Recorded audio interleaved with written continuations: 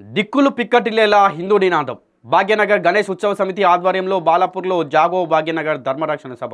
ధర్మాన్ని కాపాడేందుకు వేసిన అడుగు. ఇది ఒక సభ కాదు, ఒక ఉద్యమం. భాగ్యనగర్ నుంచి దేశవ్యాప్తంగా సాగే ఉద్యమం. ధర్మం కాపాడుతుంది, మన సంస్కృతి నిలబడుతుంది. వెంటనే రోహింగ్యులను, బంగ్లాదేశస్తులను అరెస్ట్ చేసి ఇక్కడ నుండి తరిమేయాలి. పిలుపునిచ్చిన సుధాకర్ పులిమిది శివయోగి. బాలాపూర్లో విజయవంతమైన ధర్మరక్షణ సభ. నిజంగా బాలాపూర్లో గణేష్ చౌక్ దగ్గర ఎంత పెద్ద ఎత్తున జరిగిందంటే కొన్ని వేలాది మంది దీంట్లో పాల్గొన్నారు. బీజేపీ నాయకులు, ఈ హిందూ ధర్మాన్ని కాపాడేటువంటి వ్యక్తులు చాలా ఒక వేల సంఖ్యలో బాలాపూర్లోని గణేష్ చౌక్ దగ్గర పాల్గొని ఏదైతే రోహింగ్లు, బంగ్లాదేశస్తులు చొరబాటుదారులు మన హైదరాబాద్లో నిజంగా చెప్పడానికి నమ్మేసక్యంగా ఉండదేమో కానీ 24,000 నుండి 29,000 వరకు చొరబాటుదారులు మన హైదరాబాద్లో, కేవలం హైదరాబాద్లోనే. ఒక 25,000 అనుకోండి, 25,000 మంది హైదరాబాద్లో చొరబాటుదారులు, రోహింగ్లు, బంగ్లాదేశస్తులు. వీళ్ళు చొరబడి ఈ హైదరాబాద్లో ఉంటా ఉన్నారు. ఈ ముస్లింలు బయట నుండి వచ్చిన వాళ్ళు, బంగ్లాదేశ్ అవ్వచ్చు, ఇంకా ఏ ఇతర ప్రాంతమైనా కూడా, ఈ మధ్యకాలంలో ఇన్ఫర్టిలిటీ అనేది చాలా వరకు హిందువులకే వస్తుంది. ఎప్పుడైనా గమనించారా? అసలు దీని గురించి ఇలా ఎందుకు జరుగుతుందని ఆలోచించారా? మీరు 2020 నుండి 2023 వరకు ఈ 3 ఇయర్స్లో కూడా కొన్ని వీడియోలు వైరల్ అయినాయి. కొన్ని ఫ్రూట్స్కి వీళ్ళు ఇంజెక్షన్ చేయడం లాంటిది, లేదంటే ఉమ్ముని వాళ్ళు ఫ్రూట్స్కి పెట్టడం లాంటివి, ఇట్లాంటివి చాలా చూసుంటారు మీరు వీడియోలు. ఆ వీడియోలలో అవాస్తవం లేకపోదు, వీడియోలు వాస్తవమే. అవి ఫర్టిలిటీకి అంటే హిందువులకు ప్రెగ్నెన్సీ రాకుండా చేసేటువంటి ఒక ప్రయత్నం అది. ఎందుకంటే ఇప్పుడు ఏదైతే చొరబాటుదారులు ఉన్నారో ముస్లింలు, బంగ్లాదేశ్ నుండి వచ్చినటువంటి వాళ్ళు, లేకుంటే ఇంకా వేరే దేశం నుండి వచ్చినటువంటి వాళ్ళు, ఈ చొరబాటుదారులు సో అట్లా చేస్తే ఏంటంటే హిందువుల వీళ్ళ సంఖ్య తగ్గిపోయి ఈ ముస్లింల సంఖ్య పెరుగుతుంది అన్నమాట. సో అది ముఖ్య కారణం అయితే దాని వెనుక అది ఉంటుంది. సో నిన్న పెద్ద ఎత్తున చర్చ అయితే జరిగింది. అక్కడ ఒక ధర్మరక్షణ సభ ఏర్పాటు చేశారు. వేల సంఖ్యలో దాంట్లో పాల్గొన్నారు. బాలాపూర్ సాక్షిగా జరిగిన ధర్మరక్షణ సభ ఊహించేదానికంటే విజయవంతమైంది. హిందూ సోదరులు ఈ సభలో కదం తొక్కారు. రోహింగ్లను, బంగ్లాదేశం నుంచి వచ్చిన అక్రమ చొరబాటుదారులను తరిమి కొట్టాలని ముక్త కంఠంతో నినదించారు. ఈ సభలో పలువురు హిందూ ప్రముఖులు పాల్గొని ప్రసంగించారు.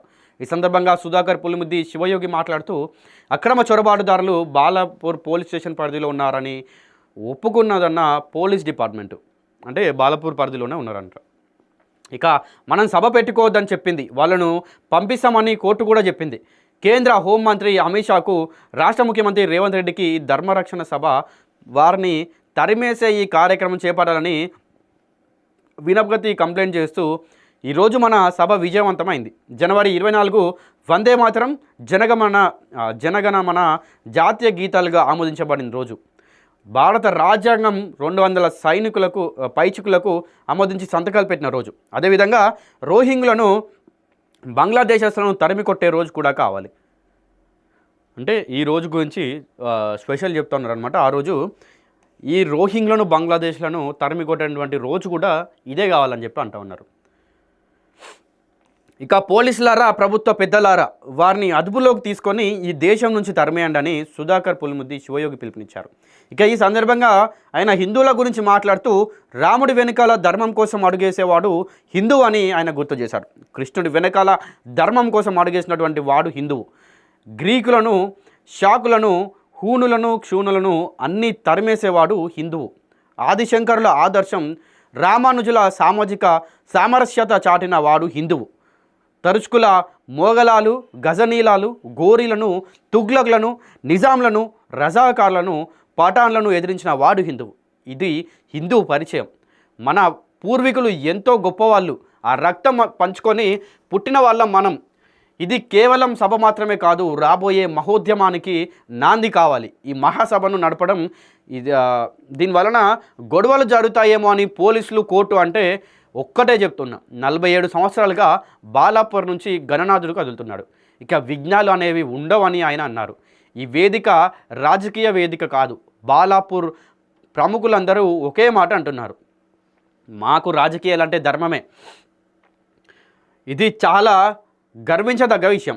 ఈ స్ఫూర్తి బాలాపూర్ నుంచే ప్రారంభం కావాలి. రాష్ట్రంలోనూ దేశవ్యాప్తంగా ఒక ప్రభంజనంలా మారబోతుంది. భాగ్యనగరంలో అక్రమంగా నివసిస్తున్న బంగ్లాదేశీలు అలాగే రోహింగ్లను అరెస్ట్ చేసి వారిని ఇక్కడి నుంచి తరిమేసేందుకు కేంద్ర ప్రభుత్వ దర్యాప్తు సంస్థలైనటువంటి IBMIA, పోలీస్ విభాగం, స్పెషల్ బ్రాంచ్, ప్రభుత్వ శాఖల సమన్వయంతో ప్రత్యేక జాయింట్ యాక్షన్ కమిటీ నియమించాలి. ప్రపంచ దేశాల్లో అమలవుతున్నటువంటి పటిష్టమైన ఆపరేటింగ్ ప్రొసీజర్ను అమలు చేయాలని, నూతన సాంకేతిక పరిజ్ఞానాన్ని, అక్రమ చొరబాటుదారులను గుర్తించే వేగవంతమైన ప్రక్రియ అమలు చేయాలని భారతీయ చట్టాల ప్రకారం ఇక్కడ అక్రమంగా నివసిస్తున్నటువంటి అక్రమ చొరబాటుదారులకు గుర్తింపునిచ్చే నకిలీ పత్రాలను ఇస్తున్న నెట్వర్క్ పైన కూడా దేశ నిద్రోహం కేంద్ర కేసులు నమోదు చేసి కఠినంగా శిక్షించాలని ధర్మరక్షణ సమితి తరపున ఆయన డిమాండ్ చేస్తూ వచ్చారు. ఇక దేశ రక్షణ సంస్థలైన DRDA లాంటి సంస్థలు చుట్టూ ఈ చొరబాటుదారులు మకాం వేసి ఉన్నారు. వీరి వలన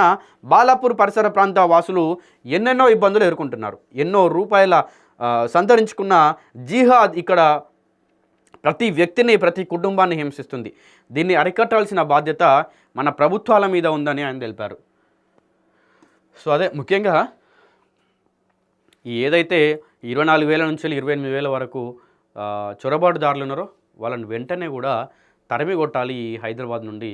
దీనిపైన వెంటనే రాష్ట్ర ప్రభుత్వం అలాగే కేంద్ర ప్రభుత్వం దీనిపైన రియాక్ట్ అవ్వాల్సినటువంటి సందర్భం కూడా ఖచ్చితంగా ఉంది. ఎందుకంటే జనరల్గా మీకు కొన్ని ఎగ్జాంపుల్స్ చెప్పే ప్రయత్నం చేస్తాను నేను. ముస్లిమ్స్ వాళ్ళు ఎంత గుడి దగ్గరికి వచ్చి వాళ్ళు మన హిందూ దేవాలయాల దగ్గరికి వచ్చి హిందూ దేవాలయాల చుట్టూ కూడా అది ఏదైనా ఒక షాప్ అవ్వనివ్వండి, పూజా స్టోరు, కొబ్బరికాయలకు, పూలకు, లేదంటే కనీసం చెప్పుల స్టాండ్ అయినా ఏదో ఒకటి హిందూ దేవాలయాల చుట్టూ పెట్టుకొని ముస్లిమ్స్ కూర్చుంటారు. అక్కడ పూలమాలలు ముస్లిమ్స్లు అమ్ముతూ ఉంటారు. కానీ ముస్లిం మసీద్ చుట్టూ కనీసం అక్కడికి ఒక హిందూ రావడానికైనా వాళ్ళు అనుమతిస్తారా? ఆ చుట్టుపక్కల దాని దగ్గరలో అనుమతించారు.